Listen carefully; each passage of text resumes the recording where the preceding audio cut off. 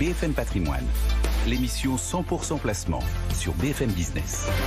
Et comme chaque jeudi à 7h06, c'est Jean-François Filiatre qui est en plateau. Bonjour Jean-François. Bonjour Cédric. Le directeur éditorial de Marché Gagnant, votre sujet cette semaine. Eh bien Cédric, la semaine dernière, vous n'étiez pas là. Non. Moi, en revanche, j'étais fidèle au poste et j'étais venu dire que le portefeuille de Marché Gagnant était à deux doigts de son record et qu'il fallait faire des arbitrages. Seulement, voilà, faute de temps, j'ai pas pu aller au bout de ma chronique. Donc mon sujet du jour, c'est je finis ma chronique de la semaine dernière. Ah non, donc on ne débordera pas sur le timing puisqu'on n'a que la fin de la chronique.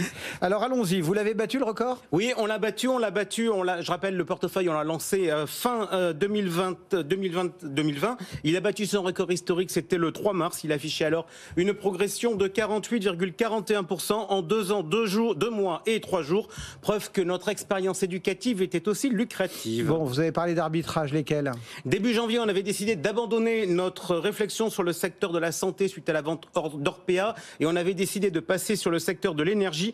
Donc, la semaine dernière, j'ai annoncé la mise en vente de nos 1129 actions CGG. Avec, j'imagine, le fameux ordre bonne affaire. Non, parce que vous n'étiez pas là et j'étais d'humeur blagueuse et comme on a beaucoup de cash et qu'on n'est pas pressé pour vendre, j'avais décidé d'inventer l'ordre Jean-Claude Duss, vous savez, le personnage de Michel Blanc dans Les Bronzés, celui qui pourrait éventuellement conclure sur un malentendu. Donc la veille de l'émission, CGG coté 0,8308 €. J'avais donc recommandé un ordre de vente de nos 1129 CGG à 0,9876, soit 4 chiffres après la virgule, car je trouvais ça joli comme cours. Bon, on ne peut pas dire qu'avec vous, la bourse n'est pas ludique.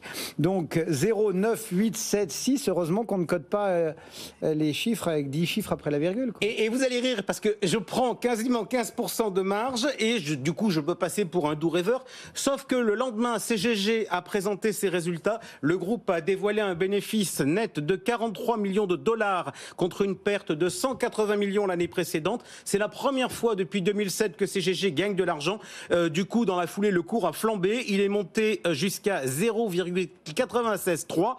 Donc, on n'a pas vendu, mais ça pourrait peut-être venir plus vite que prévu. Bon, alors, la méthode traditionnelle, quand on sort une valeur du portefeuille de Marché Gagnant, c'est de trouver une remplaçante pour garder nos 10 titres. Même si en pratique, depuis la sortie d'OPA, il n'y en a plus que 9. Vous gardez la même ligne directrice ? Alors, pas de changement spécifique. On va donc regarder si on trouve chaussures à notre pied dans le secteur de l'énergie, car CGG appartenait à ce secteur. Autre possibilité, on peut aussi faire l'impasse sur ce secteur. Alors, sachant qu'auparavant, on avait traité avec les internautes de Marché Gagnant et les auditeurs de BFM Patrimoine dans le grand débat, une question idéologique à l'heure du réchauffement climatique et de la finance durable. Est-ce qu'il est déontologique d'investir sur des titres comme par exemple le Total ? Et là, la réponse a été sans ambiguïté, c'est oui. Donc nos auditeurs, ils voudraient bien du Total. Ils disent que ça ne leur pose pas de problème. On répète, on rappelle, quelles sont les solutions possibles ? Alors ça va pas prendre 3 plombes parce que la cote n'est pas très riche. Schlumberger et Technip Energy, ce ne sont pas des sociétés françaises. Or, dans la méthode, on a dit qu'on ne voulait investir que sur des françaises parce qu'on est un peu militant. Ensuite, Esso, Moral et Prom, McPhy, Énergie sont trop petites. C'est d'ailleurs pour cette raison qu'on sort CGG du portefeuille. Bref, on a le choix entre Total et GTT.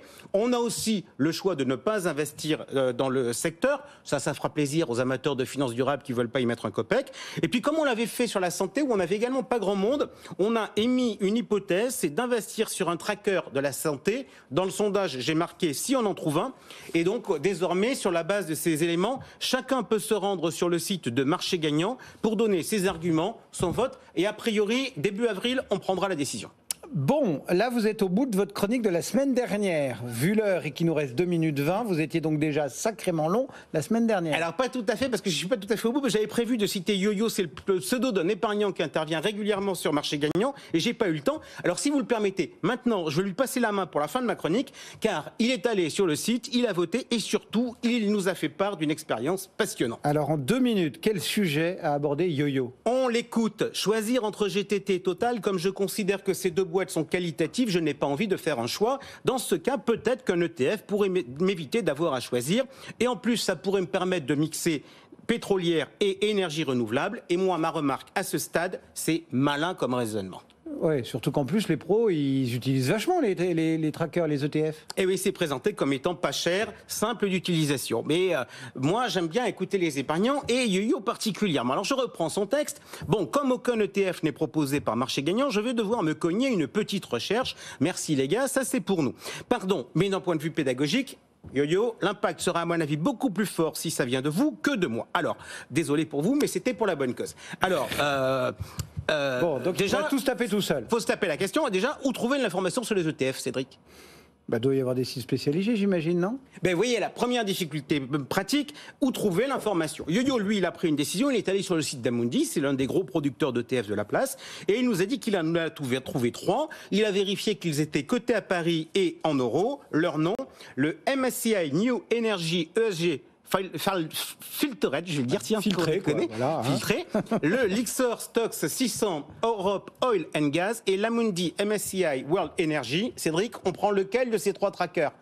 Bah, attendez, il faut creuser un peu, non? On prend pas juste 3 noms? Attendez, je croyais que c'était simple, les trackers. Alors, YoYo, lui, il s'est confronté à la vraie vie. Alors, il a regardé la composition du premier, qu'on va donc appeler le Lixor MSCI New Energy ESG Filtered, pour blaguer. Donc, New Energy et filtré ESG, tout ça, on se dit que ça a de la gueule. Alors, qu'est-ce qu'il a trouvé dans la composition? Des titres comme Schneider Electric et Samsung. Et YoYo de conclure, moi, je veux bien faire de l'ESG, mais là, on n'est pas dans le secteur de l'énergie.